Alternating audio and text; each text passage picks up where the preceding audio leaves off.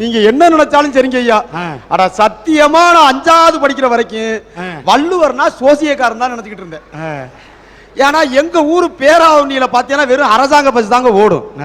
நாங்க படிக்கும் போதெல்லாம் அப்படி மேலே ஏறி டவுன் பஸ்ல பார்த்தவனு வச்சாக்க ஒரு திருவள்ளுவர் படம் மாட்டியிருக்கும். ஒரு தாடி வச்சிருப்பாரு, ஒரு கையில ஓலைச்சுவடி இருக்கும், ஒரு எழுத்தாணி வச்சிருப்பாரு. சரி இவர் சோசி இருந்தாங்க நினைச்சேன். அட சத்தியமா 10வது நான் படிக்கிற போதுதான் ஆஹாஹா இது 4 மார்க்குக்கு வந்திருக்க மனப்பாட பகுதி அடிபுரலாம எழுதணுமேனு கொஞ்சம் வள்ளுவரை உள்வாங்கினேன். 12வதுல கொஞ்சம் தெளிவாயிட்டேன். 1984 நான் பூண்டி புஷ்பம் காலேஜில் படிக்க போனது தாங்க என்ன பிடிச்ச கெட்ட நேரம். காலேஜ் நல்ல காலேஜ், நான் லவ் பண்ண ஆரம்பிச்சது என்ன பிடிச்ச கெட்ட நேரம். சரி 1.25 அடியில் உலகத்தையே அளந்த வள்ளுவர் ஒரு பொண்ணும் ஒரு ஆணும் எப்படி வாழணும்னு சொல்லியிருக்காருன்னு பார்த்தங்க. ஆனால் அவர் நல்லா தாங்க சொல்லியிருக்காரு. உடம்போடு உயிரிடை என்ன மற்றென்ன மடந்தையோடு எம்மிடை நட்பு. ஏதாவது புரிஞ்சுச்சா? பொழிப்புரை எடுத்து படிச்சு பார்த்தேன். என்னன்னா உடம்பும் உயிரும் சேர்ந்து இருக்கணுமா, அப்பதான் மனுஷனா. அது போல அந்த பொண்ணோட இருக்கணுமா, நம்ம இது உறவு இருக்கணுமா, அந்த நட்பு இருக்கணுமா மனைவியோட. அப்படியாங்க இருக்கு. 1ஆம் தேதி சம்பளம் வாங்கிட்டு வந்தா சிரிக்கிறா, 10ஆம் தேதி 5ஆம் தேதி ஏன் சொந்தம் சொல்லி எங்க அக்கா தங்கச்சி வந்தா முறைக்கிறா, மாச கடைசியானா குறைக்கிறா, முடிஞ்சா உதைக்கிறா. இந்த நிலையில நாங்க பட்டுக்கிட்டு இருக்கிறோம். எங்க வள்ளுவர் சொன்ன வாக்கு எங்க நிறைவேறுச்சு? அவங்க வீட்டு சொந்தக்காரங்க வந்தா மட்டும் வாயை இழிக்கிறாங்க. அண்ணன் உங்க மனைவி உங்களை அடிக்கிறாங்க. ஆமாமா, தப்பே கிடையாது. ஏன்னா புருஷன் தான் பொண்டாட்டியை அடிக்கணும்னு ஒன்னும் சட்டம் இல்ல நாட்டுல. சமயத்துல பொண்டாட்டியும் புருஷனை தூக்கி போட்டு மிதிக்கலாம். நல்லா விளம்பரம் பண்ணு. இப்படி வேலூர்ல போய் மைக்கெட்டு வச்சு விளம்பரம் பண்ணு. என்னன்னா 65,000 ரூபாய் காசு கொடுத்து ஒரு பல்சர் பைக் வாங்கிட்டு வர்றீங்க. அது ஸ்டார்ட் ஆகலைன்னா 2 மிதி ஜாஸ்தியா மிதிக்கிறீங்கல்ல. 6 லட்சம் ரூபாய் வரச்சனை கொடுத்து இவங்க வீட்டு அம்மா ஓட்டியாந்துருக்காங்க. சொன்ன பேச்சு கேட்கலன்னு 2 இழுப்பிலத்தை வாங்கிக்க வேண்டியது தானே நான் கேட்கிறேன். தங்கச்சி சொல்றது நல்லா தான் இருக்கு. நான் கேட்கிறேன், 65,000 ரூபாய்க்கு வண்டி வாங்கிட்டு வர்றீல்ல, அந்த வாங்கிட்டு வந்த வண்டி சரியா இல்லைன்னா நல்லா தூக்கி போட்டு நல்லா உதச்சு ஸ்டார்ட் பண்றீல்ல, அதே வண்டி 2 வருஷம் ஆகி போச்சுன்னா ஒரு 20,000 30,000 தள்ளுபடி பண்ணி 35,000 ரூபாய்க்கு விற்கிறீல்ல.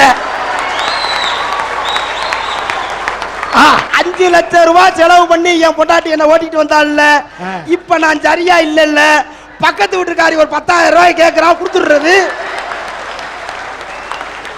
இதை விட ஒரு பெரிய கொடுமை என்னன்னா, சாதாரணமா இங்க வந்திருக்க எல்லாருமே தெரிஞ்சுக்கிறேன்னு, ஒரு புயலோ ஒரு சூறாவளியோ வந்தாங்கய்யா, விஞ்ஞானி எல்லாம் என்ன பண்ணுவாங்கன்னா ஒரு ஆண் பேரு ஒரு பெண் பேர் வைப்பாங்க. முதல்ல ஒரு புயல் வந்துருச்சு வச்சாங்களா, அது ஆண் பேரு. 2வது உருவாகிற புயலுக்கு பேர் பெண் பேர் வைப்பாங்க. 4 வருஷத்துக்கு முன்னாடி பார்த்தீங்கன்னா ஒரு 3-4 ஆம்பளை பேர் வச்சாங்க மாத்தி மாத்தி மாத்தி. அதெல்லாம் என்ன மாதிரி இங்க வந்திருக்கிற ஆளு மாதிரி சத்தம் போடாம அடங்கி போச்சு, எந்த பாதிப்பும் இல்லைங்க. ஒரு 3 புயல் உருவாச்சுங்க பொம்பளை ஆளு பேர்ல. கேத்ரீனா, ரீட்டா, எல்மா, 3 லட்சம் பேரை காணோம். தமிழ்நாட்டிலே 30,000 பேர் க்ளோஸ். ஆனா அதை விடுங்க, இனியாச்சும் நல்ல காலம் பிறக்குமா இந்த ஆண்டவன் அருளாலே நாங்க சாமி கும்பிடுக்கு தெரியுறோம். இப்ப 2 மாதத்துக்கு முன்னாடி ஒரு புயல் வந்துச்சுங்க. சண்டால புயலுக்கு பாகிஸ்தான்காரன் பேர் வச்சா, அதுக்கு நர்கீஸ்னு பொம்பளை ஆளு பேரு. மியான்மரையே காணோம், அழிச்சு பிடிச்சுங்க. அதெல்லாம் விடுங்க ஐயா. எனக்கு உண்மையிலேயே சங்கடம் என்ன தெரியுமாங்க, பொண்டாட்டி மதிக்கல பிரச்சனை இல்லைங்க, அம்மா மதிக்கல பிரச்சனை இல்லை, அக்கா தங்கச்சிய மதிக்கல பிரச்சனை இல்லைங்க, இந்த வார வட்டிக்காரன் நம்மால் தானே அவன் மதிக்க மாட்டேங்கிறான் ஆம்பளைய. ஒரு 100 ரூபா கடன் வாங்கி கொடுங்க வார வட்டிக்காரன்ட்ட. ஐயா நான் 14,227 ரூபா சம்பளம் வாங்குற ஹெட் மாஸ்டர், ரொம்ப முறையா இருக்கு, ஒரு 500 ரூபா பணம் குடியா 1ஆம் தேதி சம்பளம் வாங்கி தர்றேங்கிற. அவன் சொல்றான், அக்கா வீட்டில் இருக்காளா? எதுக்கு அக்கா? அக்காவை எதுக்கு ஒரு வார்த்தை சொல்லுங்க, நான் அவங்கள்ட்ட கொடுத்துட்டு போறேங்கிறான். நான் என்ன கேட்கிறேன், என் பொண்டாட்டி சொல்லி தான் அந்த 500 ரூபா வாங்கி நான் குடும்பம் நடத்துறோம்னா குருண மரத்தை நான் செத்தா என்னங்கிறேன்? எதுக்குங்க வாழ்க்கை? ஆனா இது விடுங்க, வார வட்டிக்காரன் பேங்கு. ஐயா 14,227 யூனியன் ஸ்கூலு கவர்மெண்ட் வாத்தியார் தானா, பர்சனல் லோன் தாங்கங்கிறேன். என்ன யாருமே பேங்க் பக்கத்து பார்க்கவே மாட்டேங்கிறாரு, மேனேஜர் ஃபீல்டு ஆஃபீஸர்லாம். அங்கிட்டு பூரா பார்க்குறேன் மஞ்சளா ஒரு 15 சேலையில், அப்படியே பார்த்தா ஊதா கலர் சேலையில் ஒரு 15.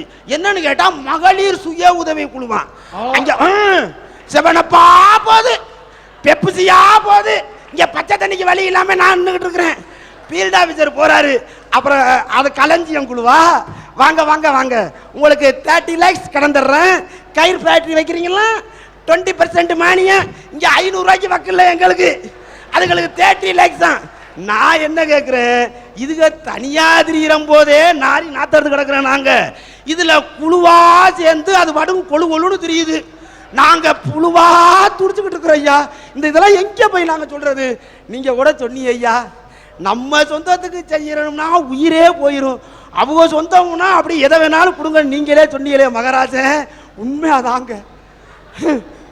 பாக்குறேன், ஒரு நாளைக்கு முன்னாடி எங்க அக்கா வந்துச்சு. நல்லா இருந்தவ என்ன பண்ணா, திடீர்னு ஆளை காணா. எங்க அக்கா வந்து தம்பி தம்பி இங்க வாடானுச்சு. வாக்கா எப்பக்கா வந்தான்ட்டு பல்வளைக்கிட்டே வந்தேன். நீ இன்னும் திருந்தவே இல்லையாடா? அங்க வார அத்தாச்சிக்கு 3 நாளா முடியலையா, நீ ஆஸ்பத்திரிக்கே ஏன்டா கூட்டிக்கு போலேன்னுச்சு. நான் சொன்னேன், இல்லை நல்லா தானக்கா, நீ இப்படி தான் எப்போ பார்த்தாலும் சொல்லிக்கிட்டு ஊழிச்சுக்கிட்டு சொல்லிக்கிட்டே இருப்பேன் நீ. ஆனால் நான் போய் கேட்குறேன் அத்தாச்சிக்கிட்ட, அத்தாச்சிக்கு முரண்டு தான்.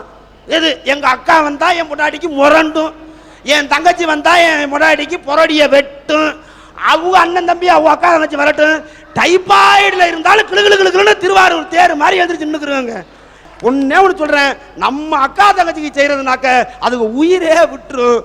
அவங்க அக்கா தங்கச்சிக்கு நீங்க என்னத்த காசு இல்லையன்னு யோசனை பண்ணுங்களே, என்ன சொல்லும் தெரியுமில்ல, யார் வீடா இருந்தாலும் சரிதான். நீங்க யாருக்கு செய்யறீங்க? ஏன் தம்பிக்கு தானே செய்யறீங்க? அவன் நாளைக்கு நல்லா இருந்தா நமக்கு எதுவும் செய்ய மாட்டானா? நமக்கு தானே அவன் பண்ணுவான். நான் என்ன கேட்கிறேன்னா, நான் யாருக்கு செய்ய போறேன்? ஏன் தம்பிக்கு தானே செய்ய போறேன். அவன் நாளைக்கு நல்லா இருந்தா எனக்கு செய்யாம அவன் யாருக்கு செய்ய போறான்? எந்த பொம்பளையாச்சும் ஒத்துக்குருமா? நீங்க அவங்க அப்பா வீட்டுக்கு, அவங்க அண்ணன் தம்பிக்கு, அவங்க அக்கா தங்கச்சிக்கு உங்க சொந்த வீட்டை வித்து கொடுங்க சரின்றும். நமக்கு ஒரு மோதிரத்தை கூட நீங்க அட வைக்க முடியாது. ஆகவே உலகத்தில் உள்ள நிஜங்களில் எல்லாம் உண்மையான நிஜம் எது என்று சொன்னால் ஆண் பாவம். வாடகை, கரண்ட் பில்லு, பாக்கெட் பால், புள்ள குட்டி, ஸ்கூல் ஃபீஸ், நல்லெண்ணெய், மண்ணெண்ணெய், ரவை, ரேஷன், பாமாயில், பச்சரிசி, கோதுமை, பத்தலை காசு கொஞ்சம் கூட பத்தலையே. அண்டா குண்டா அடகு வச்சோம், 5-10 வச்சோம், பத்தலை ஞான பழமே, ஏன் ஞான பழமே, நீ செவ்வாப்பேட்டை, ஏன் ஞான பழமே. இந்த பாட்டு பேட்டரை பாட்டு கேட்டிருக்கிறோம்ல எல்லாரும். என்ன சொல்லுது இது? உலகத்துல இன்னைக்கு நடந்துகிட்டு இருக்கிற ஒரே விஷயம் பணம் பணம் பணம். அந்த காசுங்கிற கடவுள் என்னைக்கு நம்ம பக்கம் கடைக்கண் பார்வையை திருப்புறாரோ அன்னைக்கு தான் மனுஷனுக்கு முன்னேற்றம்ங்கிறதே இருக்கு. நம்ம நாட்டினுடைய தேச தந்தை காந்தியடிகள், அவருக்கு நன்றியை செலுத்தும் விதமா அவரை வேற எந்த ஒரு இதுலையாவது பயன்படுத்தினா நம்மளால காத்தோட பறக்க விட்டுருவான்ட்டான். அரசாங்கத்துல என்ன பண்ணாங்க, ரூபா நோட்ல போட்டு அடிச்சாங்க அவருடைய முகத்தை. சரிங்களா? அந்த காந்தி தாத்தா முகமும் அதுல எப்படி இருக்குன்றீங்க? 5 ரூபாய் நோட்ல லேசா சிரிச்சிருப்பாரு, 100 ரூபாய் நோட்ல சுமாரா சிரிச்சிருப்பாரு, 500 ரூபாய் நோட்ல பாத்தீங்கன்னா பக பகன்னு பொக்கவாய் தெரியற மாதிரி சிரிச்சிருப்பாரு. இனி எதிர்காலத்துல 5000 ரூபாய் நோட்டு அடிச்சிங்கன்னு வைங்க, மன்னிக்கணும் நீங்க இல்ல அடிச்சாங்கன்னு வைங்க, அதுல நல்லா ஆன சிரிச்சிருப்பாரு, உரண்டியே தெரியற மாதிரி. கருவறை முதல் கல்லறை வரை காசு இருந்தாதாங்க இன்னைக்கு மனுஷனோட வாழ்க்கையை நிர்ணயிக்க முடியும். இடையில கழிவறைக்கு போகணும்னா கூட இன்னைக்கு துட்டு இருந்தா தான் மனுஷன் நிம்மதியா அதுவும் முடிச்சுட்டு வர முடியுது. அது மாதிரி அரசாங்கம் என்னமோ இலவசமா அரசு மருத்துவமனைன்னு அழைச்சு இலவசமா பிரசவம் பார்த்தாரு கூட, அந்த அரசு மருத்துவமனையில கூட நாம பெத்த பிள்ளைங்களை நம்ம கண்ணுல காட்டணும்னா குறைஞ்சது 300 ரூபாய் 500 ரூபாய் கொடுத்தா தான் அங்க வேலையே நடக்குது. அதுலயும் பொம்பளை பிள்ளைன்னா 300, ஆம்பளை பையனா 500 ஆமா. இது என்ன நியாயம்னு நான் போய் கேட்டேன். அதுக்கு அவங்க சொன்னாங்க, பொம்பளை பிள்ளை பிறந்தா செலவு அதிகம், பாவம் அந்த அம்மா அப்பா செலவு செஞ்சு கஷ்டப்படுவாங்க, அதனால இப்பல இருந்தே நாங்க சிக்கனப்படுத்தி 200 ரூபாய் மிச்சம் பண்ணி கொடுக்குறோம்ங்குதுங்க. அந்த மாதிரி இருக்குது. அதே போல பிள்ளை வளர்ந்து போறாங்க ஐயா. வளர்ந்துட்டு இருக்கும் போது எப்படி இருக்கான் பாருங்க. வீட்டுல அம்மா ரசம் வச்சுட்டு இருப்பாங்க, அப்பதான் அவங்களுக்கு ஞாபகம் வரும் கடுகு தீந்து போச்சுன்னு. பையனை கூப்பிட்டு, டே தம்பி இந்த பக்கத்து கடையில போய் 5 ரூபாய்க்கு கடுகு வாங்கிட்டு வாடா அப்படிம்பாங்க. இவன் போமா முடியாது அப்படிம்பா. இல்லடா தம்பி 5 ரூபாய்க்கு கடுகு வாங்கிக்க, 50 பைசாக்கு உனக்கு முட்டாய் வாங்கிக்க அப்படின்னு சொல்லுவாங்க. இந்த பையெல்லாம் என்ன தெரியுமா, அவன் பின்னாடி 5 ரூபா கடுகுக்கு 50 பைசா கமிஷன் அடிக்கிறவன் எதிர்காலத்துல பெரிய கான்ட்ராக்டரா வர போறான்னு அர்த்தம். காசே அவனை வளர்க்குது பாருங்க. அடுத்து ஒருத்தன் இருப்பான், 50 ரூபா கையில காசை கொடுத்து 2-3 சாமான் வாங்கிட்டு வாடா அப்படின்னா அவன் என்ன பண்ணுவான் தெரியுமா, சாமான் வாங்கிட்டு வந்துருவான், 48 ரூபா பில்லா இருக்கும், 2 ரூபா மீதி சில்லறைய பத்தி வாயே திறக்காம கம்முன்னு அடிச்சுட்டு போயிட்டே இருப்பான். அவன் ஏன் தெரியுமாவா? எதிர்காலத்துல பெரிய பஸ் கண்டக்டரா வர போறான்னு அர்த்தம். பாக்கி சில்லறைய பத்தி கவலையே பட மாட்டான். இன்னும் சில பசங்க இருக்காங்க ரொம்ப உத்தம புத்திரன், மாசம் கடைசியில 1000 2000ன்னு கையில காசு கொடுத்து போய் இபி பில்லு டெலிபோன் பில்லு கட்டிட்டு வாடா தம்பி அப்படின்னா பயப்புள்ள போறவே 4-5 நாளைக்கு திரும்பி வரவே மாட்டான். இவன்லாம் எதிர்காலத்துல பெரிய ஃபைனான்ஸ் கம்பெனி அதிபராக போறான்னு அர்த்தம். அது மாதிரி காசு தான் குழந்தைங்களை வளர்க்கவே செய்யுதுங்க. காசின் மதிப்பை அறியா மனிதன் உலகில் செல்லா காசுங்க. கடவுளையே காட்டி கொடுப்பதற்கு யூதாஸ் என்கின்ற மனிதன் காசு வாங்கி கொண்டு அந்த பாவத்தை செய்தான். இந்த கலியுகத்திலே காசுதான் கடவுளாக நம் கண் முன்னே இருக்கிறது. இதுதான் நிதர்சனங்கய்யா.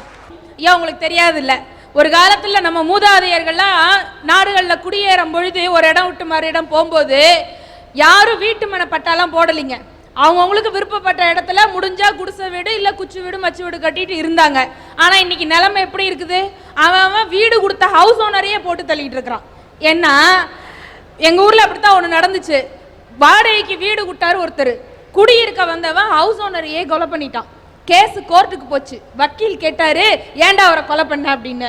இல்ல சார், அந்த ஆள் சாவுக்கு அவர் தான் காரணம், நான் கிடையாது அப்படின்னா. ஜட்ஜு பதறி போனாரு, இவ்வளவு சாட்சி இருக்கு எப்படா இல்லன்னு சொன்ன அப்படின்னு. அதுக்கு அந்த ஆள் சொல்றான் பாருங்க, கூண்டுக்குள்ள நின்று சிரிச்சுக்கிட்டே, அந்த ஆளு தான் தினம் 3 மாசமா வீட்டு வாசல்ல வந்து நின்று என்னைய காலி பண்ணு காலி பண்ணுன்னு கேட்டான். பாவம் பெரிய மனுஷன் கேட்கிறாரு, காலி பண்ணிட்டேன் அப்படின்னா. அப்படி மனிதனாக மனிதனை வாழ வைக்கணும்னு சொன்னா அதுக்கு காசு இருந்தா தான் முடியும். காசு இருக்கிற மனுஷனுக்கு எவ்வளவு மரியாதை இருக்குன்னு நம்ம நிறைய பார்த்துக்கிட்டு இருக்கிறோம். திருப்பதிக்கு இப்ப 2 நாளைக்கு முன்னாடி பெரிய கோடீஸ்வரர் அம்பானி வந்தாரு. அம்பானி வந்த வேலையில என்ன பண்ணாரு, நம்மெல்லாம் 1.25 ரூபாய மஞ்சள் துணியில 1.5 வருஷமா முடிஞ்சு வச்சு கொண்டு போய் திருப்பதியானுக்கு போடுவோம். அவர் வந்த வேகத்துல 1.25 கோடி ரூபாய உண்டியல்ல காணிக்கையா போட்டார். சாமி காத்திருந்து தரிசனம் கொடுத்தாரு அம்பானிக்கு. வெளியில வந்தோன்னா கோயில்ல நிர்வாகத்தினர்லாம் கேட்டாங்க, நாங்க இங்க ஒரு திட்டம் போட போறோம், அதுக்கு 500 கோடி ரூபாய் எஸ்டிமேட் போட்டிருக்கோம் அப்படின்னு. அம்பானி உடனே சொன்னாரு, அதுல 250 கோடி ரூபாயை நானே தரேன்னு ஒரே செக்கா சைன் பண்ணி கொடுத்துட்டாரு. இந்த சமுதாயத்தில் இருக்கக்கூடிய இன்றைய நிலைமையிலே காசு மட்டும்தான் கடவுள் சொன்னாரு. டேய் தம்பி, நாளைக்கு உனக்கு பொண்ணு பார்க்க போறோம்டான்னாரு. அடா சத்தியமா ராத்திரி பூரா தூக்கமே இல்லை. அன்னைக்கு நம்ம காலத்து நடிகை பூரா யாரு, ஊர்வசி குசுப்பு நக்குமா, இது பூரா கடவுளை வந்துகிட்டு இருக்கு. இப்ப அசிலாம் வருது, வெளியே சொல்ல முடியாது. இப்ப உள்ளதுக்கு வருது, அப்ப வந்துச்சு. இப்படியே காலையில கிளம்பி பொண்ணு வீட்டுக்கு போனாங்க. பள்ளிக்கூடத்துல தலைமை ஆசிரியர் அதான் வெளியே